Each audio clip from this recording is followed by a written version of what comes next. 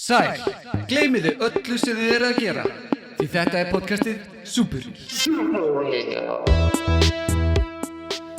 All right, here we go again. We have a guest today. It's Nicolai Engelbrecht. Did I get that right? Correct. I'm getting better at this. Shining angel. Yeah. Bright angel. Bright angel. I think it's an understatement to say that Nicolai is a pretty interesting cat. You've been around. I've been around the block. Blocks. So, you've been working a lot, well, a little bit at least, in Iceland, in the prison system. Yes. For how long? We're actually going in tomorrow. We're going into Hamseiði. Yeah. For a big course. Yeah. And I came to Iceland first time 3 years ago, and I was supposed to just be here for I think 2 or 3 weeks or something, and I ended up staying for like 6 months. And I wouldn't say that I've taught all of the underworld of Iceland, but I have taught quite a few characters from that world. And yeah, I've been in and out of Iceland for 3 years, and now working with the government as a contractor for the government, doing these prison programs. And yeah, it's super powerful, obviously, because we're going into all the prisons in Iceland. We have like amazing results from inside the prisons of like reduction in violence, reduction in drug abuse, and yeah, epic. Yeah, epic stuff. It's super exciting. Mm-hmm. It's really cool. Like, and the response that you had in Iceland is like super positive, right? Yes. All over the world. Yeah. I think it's like, yes, like maybe just to say what we are doing, like with the prisoners, we are doing like a system that I developed, a breathwork system, which is a combination of like 10 years of experience within yoga, kung fu, tai chi, shamanic practices. So I kind of fused all of these things together a few years ago. It's called the Metatronic breathing method. The system is based obviously on Metatron, but we're not going to go into that in the podcast. But this system was created, and we share this system with the prisoners and the meditations. But then I think maybe the most important thing, not just with the prisoners but with anyone, is like we go in and we meet people as equals. So when I sit and share with people, I always share as an equal to everyone else. So there is not this old system of like hierarchy of teacher, student, master, guru. We try to really meet everyone at the eye level, and then sure, like I have some skills of teaching breathwork and teaching meditation. Someone else have a skill of making podcasts. Someone else has a skill of whatever it is, right? So we all have these skills, and when we come together, we kind Making of... amazing baguettes. Amazing. And, when we come together, we are like fusing all the skills together, and we are studying together. So I think that is why there has been such a big... I don't know if you could call it success rate, because then we have to go into what success is, but there has been very, very positive response, like you say, from this approach. And yeah, really like just like elevating people into a higher state of consciousness, elevating people into deeper understanding of what does it mean to be a human being. Because what we see in the schools is like, sure, we learn like 2 + 2 is 4, but then when we look at nature, it's like 1 + 2 could be 1,000, right? If we talk about a seed as an example, you it could be an octopus. It could be an octopus for whatever we know, right? So it's like, how do we teach people to actually deal with their emotions? How do we teach them how to deal with the mind and to function in happiness? Which again, of course, also leads back to success of like, are you stuck in like the outer success of how many cars you have, what is the house, blah, blah, blah, how your wife looks, or you're stuck in the inner success where it's like peace of mind, feeling happy. You wake up feeling good, you feel grateful, you don't want to kill yourself, you're not losing your hair because of stress, like whatever it is. So what we are teaching people is more about the inner success of being successful within, and then of course that attracts the outer abundance or success. Because it's a personal affair, you know, very personal. Dealing with yourself and like trying to figure out what you want to do. It's going to be massively different between people. Yes. And you establish connection. Yes. Reconnect. Yeah.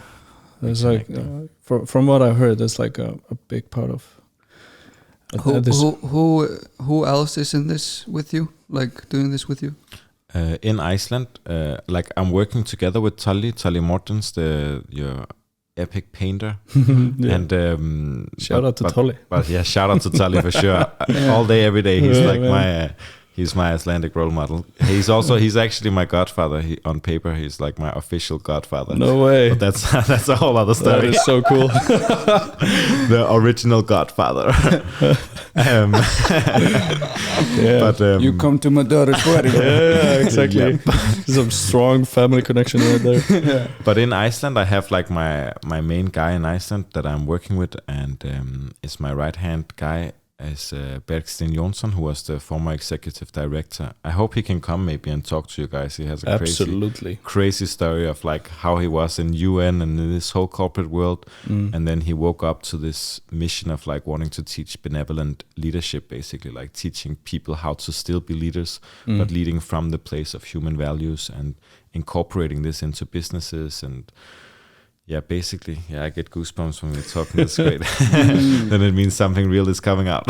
Yeah. But like really shaping this new structure within society, and that's what we are working on. And then I have an amazing girl called Heidrun Maria, who is more into like the yoga community, and she's also coming with me into the female prisons. And I mean, I have a team in America, I have a team in Brazil, I have people in Denmark, I have people in Spain who are like connected to me and to the mission and to the vision. And some are teachers, some are like health professionals. So we have a lot of people, but for the core team in Iceland, it's me and Bergstein. And we are setting up now an organization called Breathe Through Life, which is basically evolving around everything that we do. So from the level of like teaching, I don't know what we could call them, the regular people, the non-criminals and the non-CEOs, like the regular crowd, like the public courses. And we have the Mind Over Matter program, which is the corporate events, corporate courses where we go into big businesses. We talk to them about leadership, reduction of stress. And then we have my personal favorite program, which is the Freedom Program, where we teach people with drug addiction, people coming from violence or have been affected by violence. So it could be family members to inmate or family members, or like people who have been victims of violence, and we teach them like more trauma release, stress release practices where they can experience this inner freedom.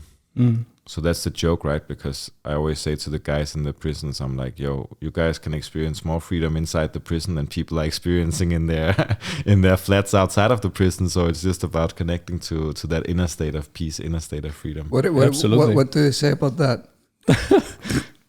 Because you can be a slave to your salary. What do your prisoners say about that, though? So the ones who really do it right, who is actually doing it, they have that experience that they come into this inner sense of freedom, and no matter what is going on in the outer circumstances, they still have this choice of like, yo, I am actually responsible for choosing happiness, even though even though the outside reality is not the preferred reality, because of course everyone would rather be outside of a prison than inside of a prison. But then they still have this feeling of like, all of a sudden there's no one who can control their moods. There's no one who can make them angry, because everything leads back to this self-responsibility and self-understanding of inner freedom. And we have now like a group of people who are like, yo, they are fucking like practicing like they are in a Kung Fu temple or something, right? They are doing meditation every morning, practicing like, of course, strength training, all of these different gym exercises in the daytime, and then they go in at night again and they have their night meditation. So they are doing like 40 to 50 minutes of practice every single day inside of the prison walls, right? Which is more than what, I mean, the average person does outside of the prison when we talk about meditation, breath work. Yeah, absolutely. It's super powerful, like also just doing, those practices in the groups. Yes. So like when you have like a group of people, and I would always say like, those guys, like most of the guys that go, into prison, they come from, sketchy or, dark backgrounds, but it's strong characters, you know what I mean? Sure. Yeah. It's like they may be like highly ADHD or, like highly energetic people that, just don't fit inside of the walls of the system. Exactly. The school system or the current system. The current system. So like they're gonna have to find like some outlet for their energy, and that could be, you know, crime or violence or whatever, if it's not channeled Directed. in the right direction, you know. Exactly. And then like what you guys are doing sounds like you're channeling their energy to a more positive path, right? Mm-hmm. And then you also get people like really strong, you know, sure. individuals that become, you know, like imagine when it's channeling into the right direction, it is going to, you know, have positive effects. Yeah, For sure. Right. Yeah, so it's almost like because you mentioned like ADHD and these things, and it's like for us, you know, we never look at the diagnosis, we never look at these things, but what we do look at is like, rather than looking at like where does people, like anyone, not just in the prison, with anyone I work with, it's like rather than looking at like where does the person come from, I look at like where does this person want to go, like what is the direction that you want, and how can we get you into that direction.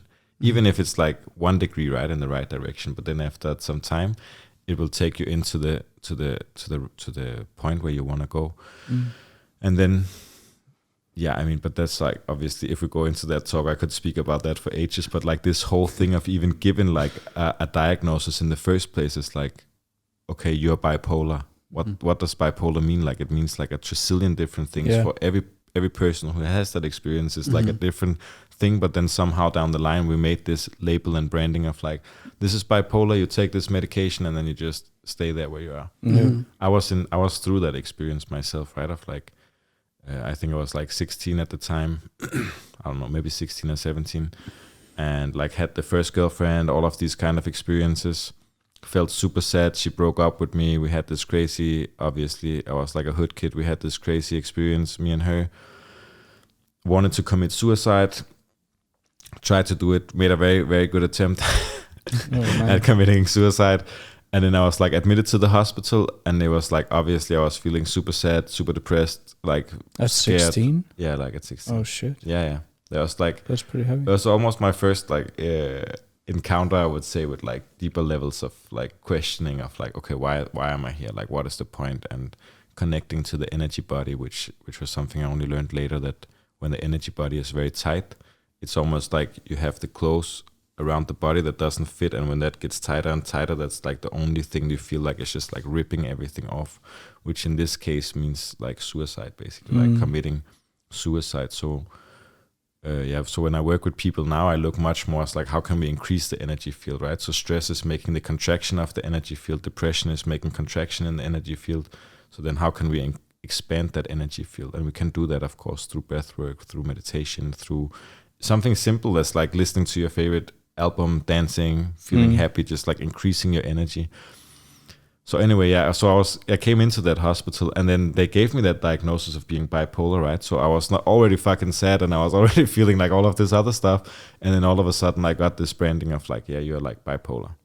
And I was like, okay, I'm so thankful. Like this is not to say that people shouldn't listen to health professionals, because of course they have something very valid, some of them, and especially the people who are like trauma therapists and stuff like that. But I'm so thankful that I didn't listen to them. I just refused to be bipolar at the time. I was like, yo, I'm not bipolar. I was like, I don't care what they say. I just left it. But then obviously I was doing like self-medication of like smoking weed every day, sniffing cocaine almost every day. So I was still taking like my own prescription drugs rather than taking the drugs prescribed by the doctor. But then it was only much, much later that I realized, like, for me, what bipolar meant was like hypersensitivity, right? So having the ability to tap into the field of other people, like I have that ability. That's what I live off. It's like the ability to be able to tap into the thoughts, the feelings, the experiences of the people in the room around me. And before I knew how to channel that, like before I knew how to use that skill, of course that made me feel fucking scared and crazy and like all of these things, because I didn't know what to do with it. It was like I would walk into a room, then I would feel angry all of a sudden, I would feel sad, I would like feel all of these different things, like total empath. And I thought it was all connected to me. But then now when I walk into a room, I can like differentiate very, very clearly, like, oh yeah, shit, this person is going through some shit, or that person is going through this thing. And then I can connect to them and talk to them. But I know 100% like, okay, my energy is my energy, my feelings is my feelings. And that's something that's fun when we look at it, because it's like in Bali, as an example, in India, in like loads of like the native tribes around the world, it's like the people who have these qualities, they are like not worshipped, but they are like brought into this as the shaman, as the spiritual leader in the community. But in our community in the north, it's like, you're just crazy, and it's like, you shouldn't feel that, you shouldn't do that, you shouldn't question that, you shouldn't ask these questions. So it's like this total upside down reality compared to the teacher I was with in Bali. When they found out like the son has these gifts, boom, straight into training at like 9 years old, right? Start training. Then you see him at 20 years old, and he's like a next level practitioner of like whatever we call it, energy work or meditation. Or so it's just interesting to see, and I feel like there's more and more clarity coming to our countries now. Like people are opening up more and more to this experience of like, okay, the intellect, which is what we are the strongest in the West, like the intellectual, analytical part, which is of course important, but it's just such a small part of consciousness. It's like I could know everything about this cushion table in front of me, but without having the experience of it. And like and that applies to everything in the world. So it's like the intellect is like the small part of it, but then there is like the vibrations, there is the connection to the vibration, there is the experience of the reality, and how many different levels of reality can we experience within one moment. And that can never happen from the intellect. So it's like, the intellect is just one part. Yeah, it's one tool. We're tribal, we're spiritual as well, and we're like completely neglected that aspect in Western society. And it's funny because like I think you can even feel it. You know what I mean? Like when you're a kid, it's like when you grow up in this Western society, there is this inner voice that is like, there's something not right. Yeah, you know what I mean? And I feel like that is probably like when you look at the guys that we were hanging around like back in the days, we all felt it. So we were all like in that mode of like, fuck this, you know what I mean? Because we don't know how to change it or channel the energy or anything like that. So I think, you know, like, I think what you guys are like, I just love, like, it's like, first you go into that fuck you state, like fuck everything and fuck this system and fuck all that. And then when you grow up, you're like, okay, how can we, you know, actually make this this better? Make a difference. And I actually feel like there's more and more people that are starting to be no bullshit. Yes. You know what I mean? Like just not like actually telling, like when you're talking about the drugs, you know, like not only like the illegal drugs, but also the legal drugs that are also drugs, you know? Yeah, of course. But they are like, society is like, oh, that's okay. Yeah, you that's know? a norm. Yeah, that's a norm. But the thing is that it is actually companies that are, you know, controlling, you know, the medical. For sure. The medical There's industry. profit to be made. Yeah. So like, why would you think that they are authentic or that's where it went wrong, right? It's yeah, like that's where it went wrong. Yeah. We can cure. It's not that we should never. I'm not against in that sense the medication, but it's like the thing of like there is so many ways before you go into the medication where you could have already healed yourself, like through diet, through exercise, through breath, through like there's so many opportunities. And then it's like, sure, of course, at the later stage, if there is a disease, of course the medication can help. But this thing that we are seeing now, where like I have met like small kids, right? They're like 11, 12 years old, and then they're getting Ritalin, they're getting all of this stuff, and it's like, yo, like if he was sniffing amphetamine, people would go crazy, right? Yeah. And it's like, but Ritalin is why are we not He's looking eating at amphetamine. Yeah, he's just eating it. He's literally eating with another branding. Just because it's named Ritalin, then it's okay, you know. And it makes me so sad, you know, to see it, because I know how it is to be like a highly energetic child. Like I was fucking crazy when I was a kid. I would like run around, I would scream, I would like whatever I could do, right? But then it all comes down to like, how could we stimulate these children differently? And if they're not stimulated, then we see them later. And it's not just people in prison. This is like on the whole level of society. Everywhere. Yes. It's people everywhere. Are suffering, right? They're antidepressant. They're taking all of these things, and they're just shutting down this connection to the self. Yeah. And what we are providing is just one alternative to that. And it can still be like, I have people who are using the medication, and then they are slowly with the breath work, with the diet, with everything that's changing, then slowly you see maybe after 1 month, maybe after 10 months, then they go out completely from that. And they never need to use it again. It's like, for me, knock on wood, right? I never get sick. Like I never have like, I have like, when this whole COVID thing happened, I had 2 days where I was feeling a bit like, okay, sick. And then that's it. And this is like in a year, right? It's like, I don't have sick days. And that's also what we talk about to the companies. It's like, yo, if your employees are feeling good, then you don't need to have like sick leave, because they're just feeling happy. They're like good in what they're doing. They're like in the flow of health, and the mind is healthy, then the body is healthy, and then everything works much more smoothly. Yeah. Health, man. Health. It's all about health. Yeah. Health and wealth. Health is wealth. Just like they said, like they tell you that you have bipolar, but like, is it only that? It's like everybody is dealing with something. Like probably anybody would have some sort of diagnostics, like if they would go and get diagnosed. So like, where does it start? Like, is it like a mixture of these things, and should everybody just be on medication? This is like obviously the wrong way to approach this. Definitely. Yeah. Definitely. I mean, it's true what you're telling. With it totally went wrong when it started to be, about, because it's not about fixing the problem anymore. It's about actually like damage giving control. you a temporary solution for Numbing the you. problem. Yeah.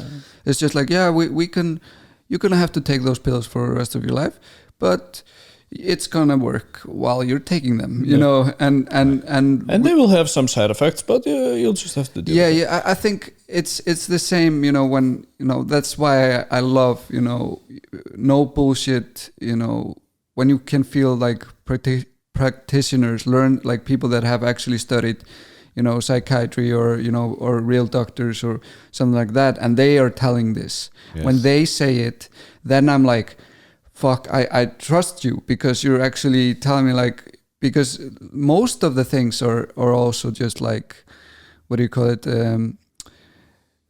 movement, Sure. like for ADHD, just going, walking and just moving your body, just getting connections, like releasing that energy in some way. It's just gonna help you out getting more focused. Learning to deal with you, like your package. That's what I see with a lot of the fighters I have trained around the world. Like I haven't trained them in fighting, but I've trained them with like breath work and stuff like that. It's like they were like highly energetic kids, right? And they could have as easily been like some of the most violent so-called criminals, or they could be a professional fighter, right? Like a UFC fighter or something like that, because they channeled it, like you said, like they channeled that energy into that direction of like, okay, I want to use it like this. And it was the same for me. Like the only path out for me was through like changing the direction and then finding like whatever it was that made me happy, which for me was like breath work, meditation, kung fu. Like in China, we were training like 9 to 10 hours a day, right? Which is like for the normal person would probably sound like insanity of like running up mountains and breaking bricks and doing all of that stuff. But for me, it was like the best fucking thing ever, right? I was like, yes, finally there's like full outlet where I can use 100% capacity of my energy and like just release it into something else, right? Like you say, Into kung fu. How was that? How long did you stay in China? I went there. I was in India first. I was studying with all of these like yogi masters, eating rice and fasting and breathing, and so I also in the yoga kind of training, I was also doing the same stuff. I was with this master where we stayed 3 months with him. We had like 31 days of full silence where we didn't speak to anyone. And we were doing like between 9 to 12 hours of practice every day in like breath work, meditation, asanas, like the physical yoga postures, asanas, mantra singing, all of this stuff. And then later I ended up in China when I was really tired of yoga and also of seeing like the way, and this is not to talk bad about anyone who is listening, but I was really tired of seeing the movement of yoga, like how it evolved into this like very, very superficial practice of just stretching your body, because it's it's so funny. So I'm like a total nerd, right? Obviously in all of these things. But when you look at like where all the yoga came from, mainly the practices that we see today is coming from the book called Patanjali Yoga Sutras. And there's just 3 lines about the physical aspect of yoga in that book, right? So it's like Sthiram Sukham Asanam Prayatna Shaitelya Ananda Samapatipyam. And it means like, yeah, there was Sanskrit That was for you a right there. And that means like through the steadiness of the posture, you achieve steadiness of the mind. And when you go into the state of steadiness of the mind, you enter basically into the void where all duality cease to exist. And that's basically it. Like that's what is said in that book. And then from that, it became only about the body, right? There's like, I think there's, I don't remember how many other lines, 256, I think, like other verses. And they all speak about like how to elevate the mind. What happens to someone when they die? How do you deal with sorrow? They speak about all of these essential things, which is what yoga was, or what yoga is really about, like the unity, right? Like creating that unity. So anyway, I got so tired of teaching like yoga classes. I got so tired of teaching sun salutations and whatever, all these different things. And I just knew I had to do something different. And then the closest thing I could find where it was like, I guess also inspired by childhood, right? Like watching Bruce Lee, watching Jackie Chan, like watching all of these Kung Fu movies and anime series and stuff like that. I was thinking like, I was in London. I was living in London at the time. I was working in a high security prison, teaching stuff there. And then I was watching this anime series when I was at home. My girlfriend, she was at the time, the girlfriend I had at the time, she was traveling to India. And I was just by myself. I was watching these anime where they were like shooting fire out of the hands and they're doing all of this stuff. And then I was thinking like, yo, why don't I like learn something like this? Like, what is this inspired by? Because of course it's inspired from somewhere. And then I just started researching Kung Fu schools, and she came back from India, and I was like, yo, I'm leaving to China. And she was a little bit sad about it, of course. And she was like, how long are you going to be away? And I was like, I don't know, like I'm going to be a Kung Fu master. I'm going to go. I'm like ready. My journey, my bag is packed. I've like quit. I had already like canceled the flat, made arrangement with the prison. So I was just like, yo, Nicolai is going to China now, right? Did like a fundraiser where I think I got almost 10,000 euros donated to do this mission, right? So like actually go and study so I could bring back whatever I learned. The information. And, like bring back all the information. Went to China, was there for a month.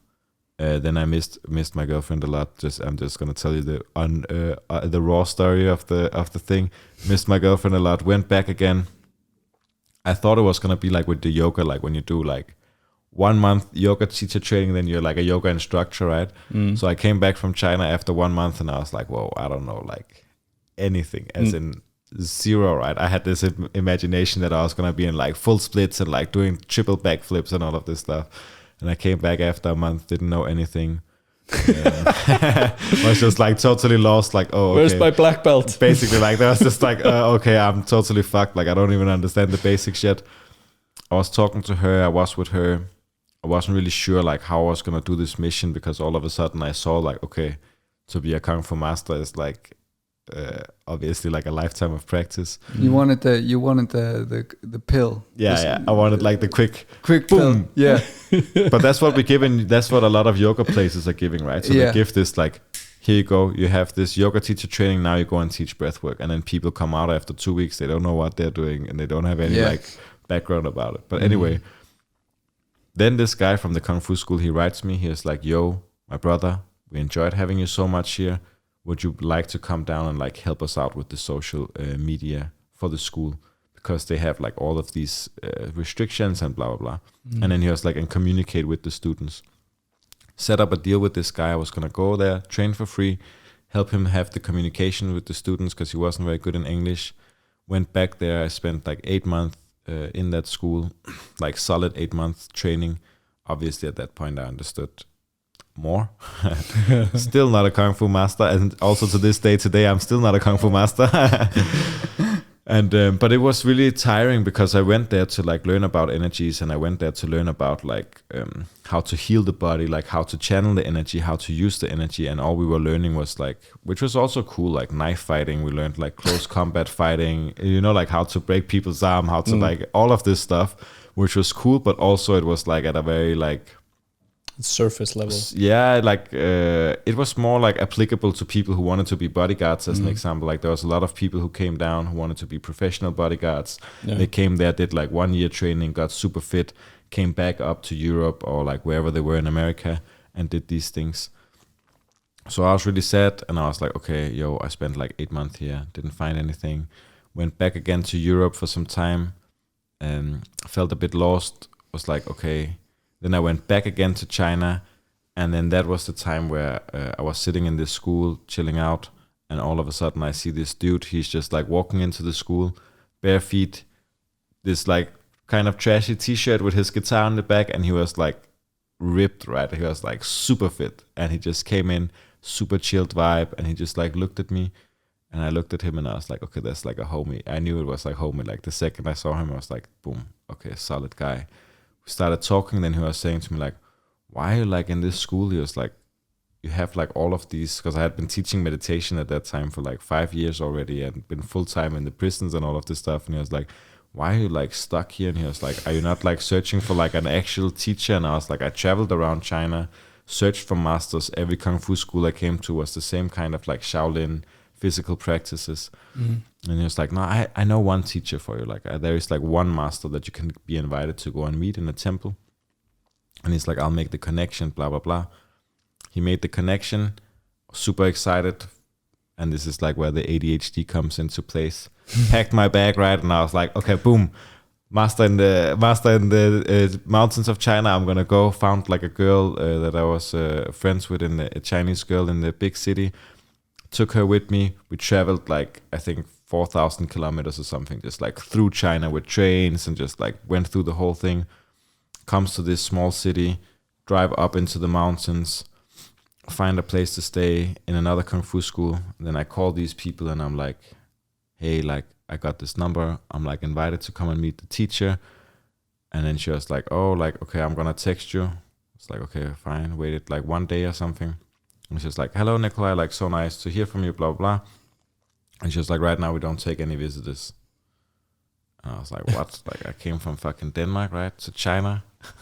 And I traveled across the whole of freaking China with trains. And then they're saying they don't want to meet me. And I was like, okay, that's cool. Like I was like, I'll just wait like until I can see you, basically. And I was waiting. We were training. I think like 5 or 6 days passed or something like that.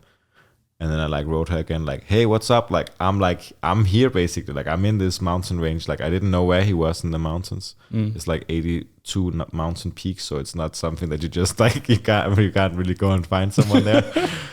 And then she was like, oh, I'm so sorry, like if you misunderstood it, but like we won't take visitors for the next many months. And I was like, oh, okay, shit, cool. Then I went back to the other school, trained there, and then just at the time it was quite interesting, because then I started thinking like, okay, I'm never gonna meet this teacher, and like I was just like kind of tired of doing the whole Kung Fu thing. So I booked a ticket to Bangkok to go to Thailand to just do like Muay Thai practices, because I thought, okay, if it's only about the body anyway, then I might as well go to Thailand, where they're like at a much well, there's a different approach at least, but it's like much more intense physical training, and you get like much more like not fit, but like you get more aesthetically looks from that kind of practice. Yeah, the Thai fighting is it's ruthless, like crazy. Yeah. And then I had booked it, and then I went in to talk to this owner, the one I had been living with, David, in the Kung Fu school, and I said to him like, okay, I'm ready to leave. And he's like always been super chilled with me. He always let me go everywhere. And then I don't know, that specific day he like looked at me and he got like super pissed off with me, and he was like, what? How could you just leave? And he's like, we are like in the middle of this project, and he was like, you can't just like leave everything and da-da-da. And I was thinking like, okay, what the hell is going on? Like, and then I went out of his office, and then the message came in from this temple, and the woman, she's like writing me like, hi Nicolai, you can come tomorrow, where I had the flight booked to Thailand. She's like, you can meet us tomorrow in the temple. And she was like, don't bring the translator, because I had brought that other Chinese girl with me, and she was like, don't bring the translator. She's like, you are invited. I was like, okay. Went back into that office again, and I was like, hey, like this temple has invited me, like Taoist philosophy, blah, blah. And then he was like super happy, that guy, right? He was just like, oh, that sounds great, brother. Yeah. Study more Chinese culture. Sounds so sick. Yeah, it's like this so crazy, like right? Fight Island or something. Totally. Invitation. And it was really like that, right? So I just so here I was. You are invited. You are invited to come and study with the master. It was so dope, right? And it was like obviously like I guess like most well, not only guys, but I assume at least a lot of guys is like something that is like in somehow in our subconscious of like, yo, that would be fucking sick to do, right? Yeah. If you're watching old movies, Old kung fu movies. old kung fu movies. What was Pai the- Mei. Yeah. Do you pick the sword or do you pick the horse? There's like that. Do you What was remember that the one from American Wu-Tang? actor that was always do this kung fu stuff? Jet Li. Jet Li. Yeah. He was Chuck like. Norris as well. So. Yeah, there's a couple of those movies where he goes in the mountains and Right. you know. Yeah. Yeah. So Yeah. So you're Jet Li in that. Very much. You're Chuck Norris. not as fit as them, I think, but maybe then Chuck Norris. No, it's dangerous to speak about him. Yeah. Then I just had literally like I had a fucking paper, and I had just written like I need to go to the train station, and then like he had translated it like in Chinese, right? And then I had like I'm a vegetarian. I want food with no meat. Like I had these like basic sentences, and the last sentence was basically like, my name is Nicolai, I'm from Denmark, I'm lost, please call. And then like his number, basically the guy, right? Because I only had the old telephones, like where you didn't have maps or anything like that, right? On that type of telephone. So here I go, pack my bag, leave, take this freaking train again. At that time I was lucky because I found out, because I was more familiar with China, so there was a fast train also, so it only took 13 hours to reach there, where the previous time it had taken like 2 days or something. I don't know. It was like a long travel with like slow trains. Yeah. So anyway, got the fast train. 12 hours later, I'm in the city, stays in a hotel, go down the next day, find a taxi. I have this place written down. We start driving around. And then after like 1.5 hours of driving in this taxi, the guy, he's like, okay, we're here. And I'm like looking around, there's like nothing. And I was like, yo, dude, like I know obviously they're like that in India also. I was like, fuck you, like I'm not getting out of the taxi. Like I don't know where the fuck I am, right? He didn't know where we were. He just wanted to like drop me off. It's like a classic tourist deal. Start asking people like out of the window, like where is this place? And then there's this one woman who is like, oh, you have to go like all the way to the top of the mountain. We drive. This is like December month, right? We had like -10, -12 degrees, snow everywhere. Oh, wow. We drive all the way to the top of the mountain. And then we reach another place where there is nothing, right? And then this guy, the taxi driver, he's like looking at me. And then he's like, okay, like what's up? Like what are we doing, right? And then there is this like little like house, and he gets out and he asks the people, and they're like, yeah, it's like the temple is like up there basically. Even further up. Where you can only reach by foot, right? So you get dropped there. And then this taxi driver, he started panicking, and he was like, no, he was like, we're gonna like drive down. He was like, we drive down together. He's like, we're gonna like have some food. He was like, we just drive down. And I was like, no, like I have to go up. And he was literally like almost like shaking the taxi driver, right? Because he's like seeing this blunt guy, doesn't speak Chinese, doesn't know like anything, and just like getting dropped in this mountaintop, right? That is hilarious. He thought this was crazy. Yeah, he thought he was like, yo, who the fuck is this? Who the fuck is this? And the thing is, taxi drivers, they are crazy. Yeah, they've seen some shit. They have seen some shit. And he was like, bro, this is nuts. You are nuts. He was like, you're gonna get out in like -degrees in the snow in a freaking mountaintop. Yeah, so anyway, I got out. It's like a 45 minutes, 1 hour hike up, just like up the mountain. Obviously, there's like staircases. I can picture it. So it's like the first staircase is like super, super long. Just like endless staircase where you're like, your legs are fucked when you reach the top, right? You're like the thighs, everything is like fucked. And then you go through like the small mountain path, and then it's like more gentle. But still it's like mountain path, step. Come all the way up to the top, and then there is the temple, of course. This like beautiful temple. There's these guys outside, and they're like ropes sweeping the floors. And then they see me, they're like super happy. It was foreign students who were there. They were like, hello, brother. They were like, welcome. And they spoke English? We're not going to share what happened in the studio. They spoke English. This was just for us. They spoke English, and I was like super excited, right? So I had this picture because I had been training with like this Indian guru who was like in white clothes and like super well like dressed and like beautiful human being. I had trained with these other kung fu masters who are like super strong, super fit. So I had like all of these ideas, like how is this master gonna look, right? Walk into the temple courtyard. this small Chinese guy. He's standing there, a little bit like Kung Fu Panda. He had like this long beard from the chin just down, like this long white beard, like Pai Mei. Yes, exactly. And Yes. and then he's just standing with like his coffee cup and a cigarette, and he's just like, he takes like a puff of the cigarette and he's just looking at me, just like exhaling the smoke, just staring at me. And I'm like, hello, like I'm Nicolai, and I'm like talking to him, and he's just like standing there, and he's just like smoking again, and then he just like nods his head, just like, oh, yes, basically, like, yeah, sure, like whatever, like I don't really give a fuck, right? Like who you are. I go in, change my clothes, because obviously I was like totally wet. I like sweated through the clothes and like changing everything. Go in and sit, and then we sit by this fireplace. The teacher is sitting there. There's these other guys who came who was also invited. And there was like this whole thing where he was like super intense. He is like a very intense dude, the Kung Fu master. Of course, he had to be intense. He lives in the mountain in China. He's an old Chinese guy training Kung Fu since he was like 7 years. Like the dude. Yeah, he was like the guy, right? Then he looks at the first kid, a guy from America. He's like, why are you here? It's like the first question. It's like, why did you come here? And then the kid, he is like, yeah, like I want to learn Kung Fu. I want to like be better at Kung Fu. And he's like, okay, tomorrow, he's like, you pack your bag, you go down again. He's like, there's Kung Fu schools everywhere in China. Next person looks at him. Why are you here? And I'm like, thinking like, whoa, shit, right? I was like, what? I was like, I thought we were like gonna have this like hangout time with the teacher and like all cozy time and like drinking tea and stuff. This other guy, he was like Chinese doctor, studied for many years, wanted to learn about healing. They're like talking about all of this stuff. And then he's like, the teacher, he's like listening to him, more interested, like listening. And then he's like, oh, okay, you want like to have a diploma? He's like, do you like to have like the diploma, like where I can show like you like studied Taoist healing? And this guy, of course, he's like super happy. He's like, yeah, like, I would love to like do this course and get like the diploma. He was like, yeah, you can go like, if you go down to the university and you just pay them like 10,000 renminbi, like 10,000 yen, like 1,000 euro, I don't know, like around 1,000 euros or something. It's like you just pay them the money and they just make the certificate for you, and then you can just go back and you can put it on the wall and you can just like be happy, basically. You can fuck off. Basically. Basically like a fuck off, right? And then he like looked at me and he was like, okay.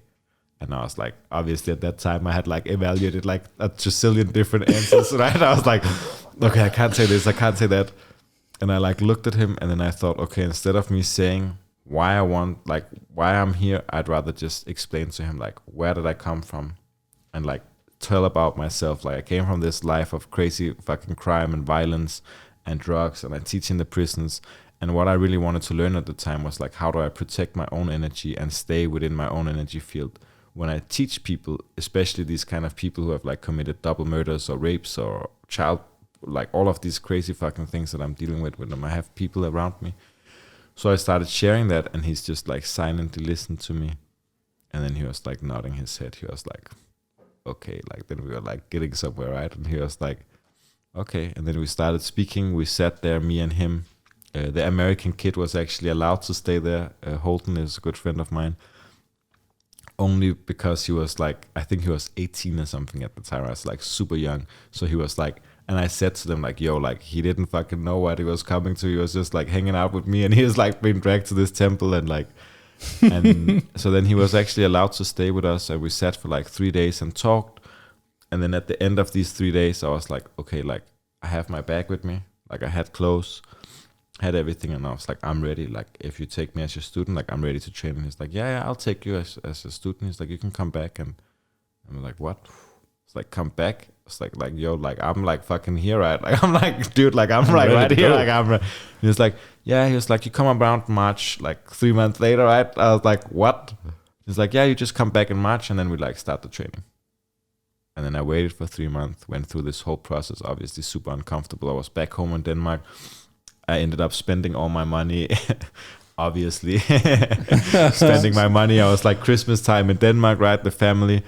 Worked construction jobs, just like worked my fucking ass off in like demolishing buildings and like any job I could take. I was just like, shit, like I'm going back to China. There was like a huge fee that I had to pay to stay with this guy for a year. And then I ended up coming back, of course. This is like the short version of the story, which is still quite long. I came up to him, stayed with him for like a whole year, or I think like 7 months I stayed for him with like training for 7 months. And it was fucking next level stuff. Like, the way he was teaching us, he was teaching like everything so systematically that you felt almost like you had no progress. It felt like you were almost not progressing like physically, but then all of a sudden you were like meditating every night for like 2 hours. We're doing like these like crazy practices the whole day, carrying like bags of vegetables with like 15 to 20 kilos vegetables, just like carrying them up and down the mountain, like because we had to eat, right? So it was not like it wasn't a training exercise, it was more like a survival exercise. Yeah, but it's a part of it. But then when you do it, like obviously, like from the gym, it's like if you have 20 kilos on your back for like 1 hour and you climb stairs, that's like intense fucking leg day, right? Yeah, that's like crazy fucking leg workout. Starts to hurt. So when we finished the training, it was just like, it was next level stuff. There's actually a teacher coming from the temple, one of the main teachers. I should make a commercial for him right now since we are talking about it. Commercial break. Welcome. Today's episode, we're going to talk about Kung Fu. But he's coming to Iceland in a month actually. So he was my teacher there, one of my teachers, a guy called Julio. He's going to have like Qigong, Tai Chi workshops. And I'm sure you guys will be with me in my flat because he's going to live with me and we're going to do a lot of stuff. Okay, it would be awesome to get him to the podcast too. Yeah, totally. He has a heavy Spanish accent, but he's super dope. You have Danish accent. I have Dinglish, yeah. Dinglish. I know that. I'm aware of that. I kind of love Dinglish though. I like it. It's a novelty. The guys in the prisons, they were like, yo, bro, you speak like fucking Arnold Schwarzenegger, innit? That was like the ones in the UK, right? I was like, yeah, bro, thanks. So like, Arnold Schwarzenegger is not really from Denmark, but Arnold Schwarzenegger made, like broken English be cool. Yeah, for sure. He is like the dude that made it, Yeah, ultimately, Yeah, it made it work. Being exotic, it can be a advantage. Totally. Yeah, for sure. For how long did you stay there? And it was like 7 months in that temple, and then when I came out of the temple, I went back to the other kung fu school, and that's when I could really see, like, I met these guys who had been training in that school for like 2 or 3 years. Yeah. And when we were training together, they were like fucking dead, right? At that time, I would like run 14 kilometers in the mountains, like mountain run for 14 kilometers once a week. I would do that run. I was running with the like vest with weights inside where you had like 10 to 15 kilos, just like running up the hills, like 5 kilometers run sprints with these vests on and stuff like that. And it was like next level training, obviously, right? From that Kung Fu master. Anyway, I was so broke at the time. I had spent all my money. Literally, like when I came out from that temple, I had like 500 RMB, like 50 or 60 euros left. And I just came out. I had no visa, no flight tickets. So I was just like, okay, what the fuck? Like, I'm a fucking Kung Fu dude at least. I'm not a master, but at least I'm like the Kung Fu dude. I at least managed to get to that level of like understanding the basics and like grasping. This is like after almost 2 years, right? I felt like I understood the basics better. What school was it? That it was like it's called not Shaolin. It's so the master, my master, he's from the Wudang. Wudang, where Wu-Tang is from. Wu-Tang. Wu-Tang Clan ain't nothing to fuck with. with. So I always had Wu-Tang and I had Dead Press. Do you know that rap group? Yeah, Dead Press. I had those two as my motivation when I was there training. Yeah, of course. I'm actually talking to the guy from Dead Press about my book. No way. He's gonna get the book and read it, and then he might promote it if he likes it. I assume he would like it. But I was like so excited. I wrote him just like on Instagram. I've been writing him like a few times, and I wrote him about the book. And then when he wrote me back, I was like, luckily I was like talking to my friend on the phone, and he was like, yo, bro, he's like, don't fucking send him like 1,000 smileys. Just write him like, yo, that's cool. Like something like that. Because I got like so excited, right? I was like, yo, this is like fucking, he's been with me since I was 12 years old, right? Listening to his rap music and like. It's like this moment where you're like, thank you very much. And then you walk out and you're like, I was like so hyped up that night. I was like, yo, bro, man, this fucking Dead Press. Like, I've been listening to their fucking music for my whole life. But that's also what I said to him. I was like, I would love to like give something back, right? Just like I'm sure some of your fans, when we have that opportunity to give back to someone who has inspired us, it feels amazing, right? Yes. It's fucking amazing because like his songs was with me through like some of my hardest times in my life. So of course, in some way, he was part of that time of the life, right? Yeah. So it's 100%. always nice to be able to give that back. Yeah, man. Be inspired to be inspiring back. Yes. Yeah, man. Music 100%. Music is such amazing thing. Yo, it's It's like, magic. it is totally. It is a cheat code. Yeah. And It it's can like- be. Totally, for and, sure.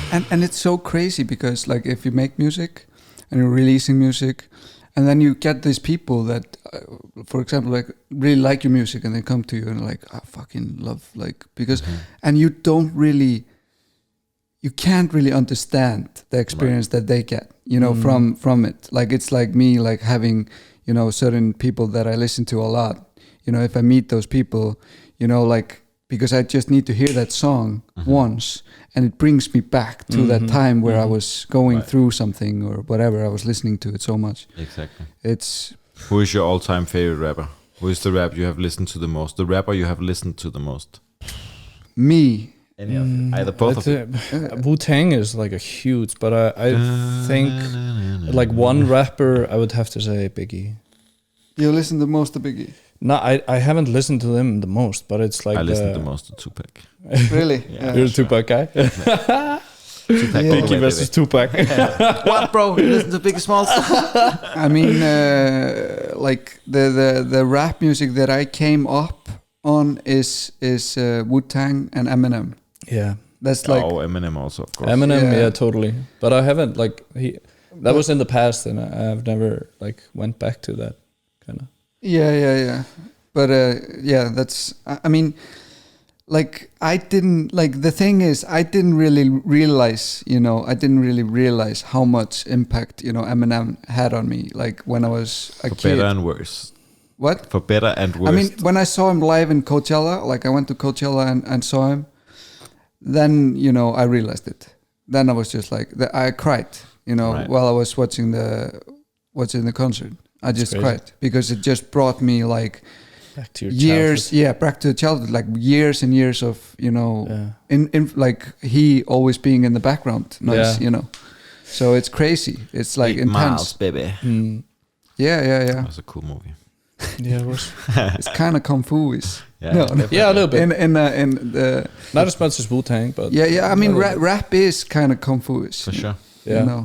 With words. They have sure. clans and stuff like that. For sure. There's some Territorial groups. disputes. Yeah, we should fix that problem in Iceland. We should unify the underground. The battle rap. There was a battle rap scene when I was, I think, when I was 15. Then there was like big battle rap scene here in Iceland. It totally, it's not going on anymore. I think it stopped. Probably there was always beefs and all that stuff. Yeah, that is kind of the old school vibe. That's the old school rap vibe. Yeah, and then the new school vibe is more like not battling anymore. It's like, oh, it's not like cool Yeah, nice. to do the battles anymore. That's what I talk also with the fighters, like the professional fighters. It's like, you can be a fighter and you agree to step into the ring with someone and you can kick their ass, because of course that's part of the game. Like if you step into a freestyle battle or whatever you do, right, it's part of that game. But you can still do it without having the intention to harm or hurt someone, because you understand okay, we play by these rules. We go into that arena, we go into that field, and you can still go out and be fucking friends. And that's what I see with a lot of the proper fighters, the legendary fighters. Yeah. They don't have anything. They'll fucking shake hands afterwards, give a hug, and be like, "Yo, what's up, bro? Yeah, fucking dude. kick my ass," or whatever it is. Right? I love it. Yeah. I love when I see somebody beating each other like totally fucking beating each other and then after the fight they just walk to each other and they have a big hug. That's crazy. And you're like, what the fuck? To take all that personal, you can stuff see so out of much the picture. respect in it. Yeah, because they just go in there and they're just putting their skill set to work. Yeah, exactly. Who has the better resolve, and afterwards there's no personal drama. No, It's exactly. You did good work. Mine. Yeah. For this instant, it was better, but we're good.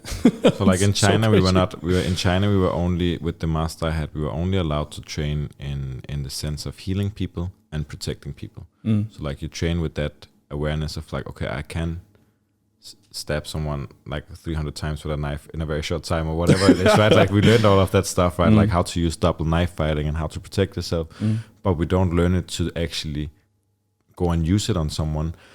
And then it was funny, I was staying with my homeboy Luke. huge New Zealand guy, like massive guy he was one of these guys who wanted to be a bodyguard, professional bodyguard.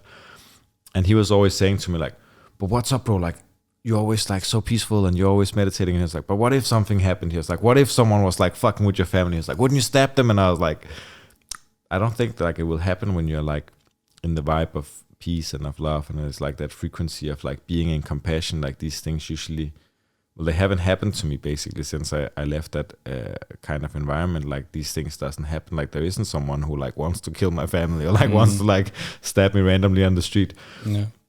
So we had this whole thing, and he was always asking, but what if it happened? Like, what would you do, right? Mm-hmm. And then me and him, I'm sure it was because of him that this happened. But me and him, we are like in the city. We weren't really allowed to be in the city in the first place because we were in the temple. We were following these like very strong codex. We were not allowed to be in big public places, blah, blah, blah. Mm-hmm. Anyway, we are sitting in a restaurant, me and Luke, having a pizza. And all of a sudden, we just hear this glass breaking behind us. And I'm sitting like facing like with the back to where the sound is, and he's like facing me, and I just see his face is like fully activated, right? Like, like the energy is going into his face, and he just stands up instantly. And I'm like, yo, what the fuck? I'm like looking behind. I see this girl standing with like blood all over her face. This Chinese, like 3 Chinese guys are like just fucking each other up, like smashing glasses in the head of the like waitresses. It's like full chaos scene, right? And I just see this Luke, he's like almost 2 meters.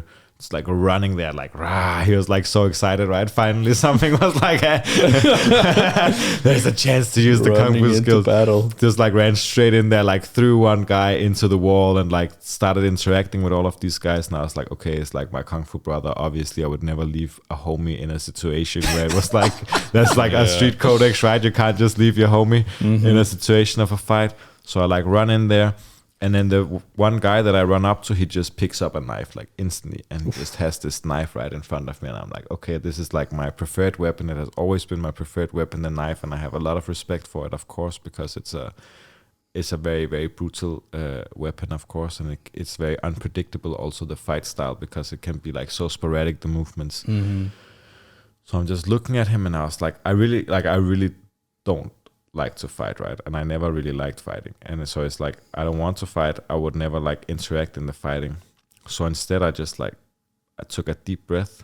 Funny enough, the breathing master took a deep breath in and I just screamed like as loud as I could. I just screamed into his face. I was like, put the fucking knife down. And I screamed so loud that everyone got like this like almost like a shockwave. Is again like talking about music or vibrations, right? It's like this shockwave that went in, and the guy, he's like looking at me, and then he just put the knife down on the table, and he took like 2 steps back, and I was like looking at him.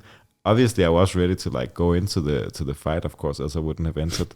And then he just ran away, and then I was like, fucking yes. And I looked at Luke, and he was like looking at me. He was like, fuck you, bro. He's like, then you didn't even like do anything. I was like, finally there was like this interaction. And he had been like throwing people around, and I don't know what the fuck he was doing. Excited. He was so excited to like use all of his skills, right? And this is why you have the lion ring. That's on your finger. This is actually the biggest baboon. It's a baboon. Is the blue-faced baboon. No way. Okay. I thought it was a lion. It's my. I'll show you. I'll give you the ring so you can inspect it. Yeah, you can all not see it in the podcast. No. Okay. Yeah. Okay. It was the first saving I made when I went out of crime. I made a saving and I bought that ring. It's a baboon with the eye patch. So it's like the spirit animal image of myself after I lost the eye, and yeah.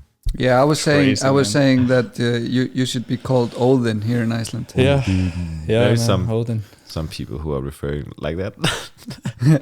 There's one more question for the Sheldon guy. No, not Sheldon. The Wudang. Wudang. Was it only crazy, like bro? Fuck. Was it only like physical kung fu, or did you do like meditation? So that whole training with him, everything was based in herbal medicines, in energy channeling, in healing. We had to do the minimum amount of meditation you had to do in the night was sitting 1 hour. There was like the lowest level, which is I mean, for the people who have been meditating, and the way he was doing it was like you would sit on a floor with no cushions, nothing. You just like sat down on this cold floor and you just meditated for an hour inside of the altar. So everything in his practices was about how to use the energy, how to transform the energy, both into hurting people, but also into protecting yourself. And then he was teaching us all about the herbology, like the herbs of the mountain. He was making his own medicines. Like, people, they would come with like the most crazy fucking things to him. Like things like growing out of the head, and he would like remove them, right? He would like remove it like an actual surgeon, right? Like cut shit. And like, like all of this stuff is illegal to do in our countries, obviously. But he would like do all of that stuff. And people who would come with like allergies, he would just like, within like, it's again back to this thing of like, what can we do without medication, and what can we do if we actually look into dieting and healthy lifestyles and using the right, correct herbs.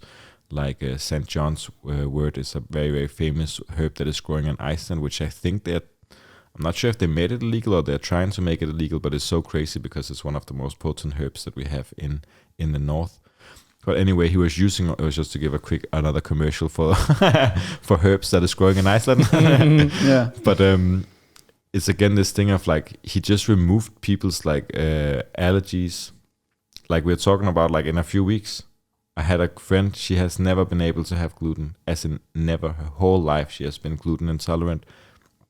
She stayed like 1 month with him, and then he said to her, go down to the city. He was like, buy a pizza. He was like, eat the whole pizza, see what happens. And she was like so scared, right? And she was calling me. She was like, yo, this teacher you sent me to in China, like he's fucking crazy. He's like asking me to go and eat pizza. And he's like, I'm like gluten intolerant and da-da-da. And I was like, yo, like if he says it, I was like, go and try it out.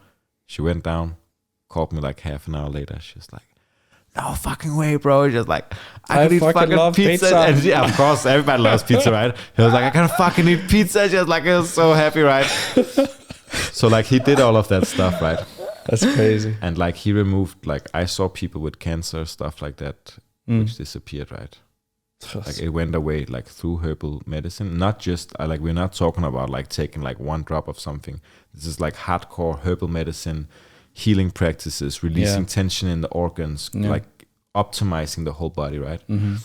So I give treatments also to people here. I cannot remove anything, don't worry. I would never say it even if I could.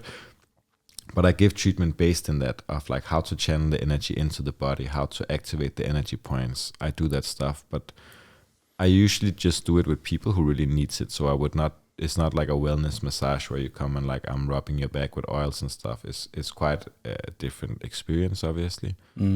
So yeah, I learned all of that, and that's what I studied in Bali also with my real master in Bali.